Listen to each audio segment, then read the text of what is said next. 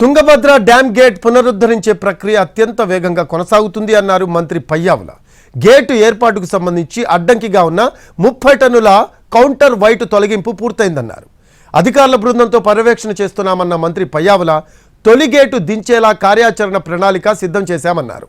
రైతులు ఆందోళన చెందొద్దు అన్నారు ఆయన.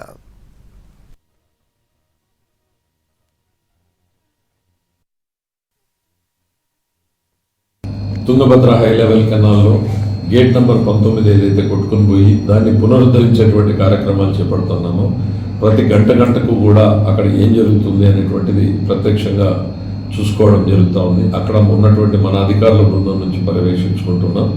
ఇప్పటికీ ఆ కార్యక్రమానికి అడ్డంకిగా ఉన్నటువంటి పైన కౌంటర్ వెయిట్ 30 టన్నుల కౌంటర్ వెయిట్ని ఇవాళ ఉదయాన్నే కిందకు దించడం జరిగింది. అతి జాగ్రత్తగా అది సురక్షితంగా కిందకి రావడం జరిగింది. ఇది మొదటి విజయంగానే మనం భావించవచ్చు. ఆ 30 టన్నులది ఎక్కడ పడుతుందో అనేటువంటి ఆందోళన మనకు చాలా ఉండింది అధికారులందరిలో కూడా. దాని నుంచి పెద్ద ప్రమాదం జరిగేటువంటి డ్యామ్కు ప్రమాదం జరిగేటువంటి పరిస్థితులు ఉండేవి.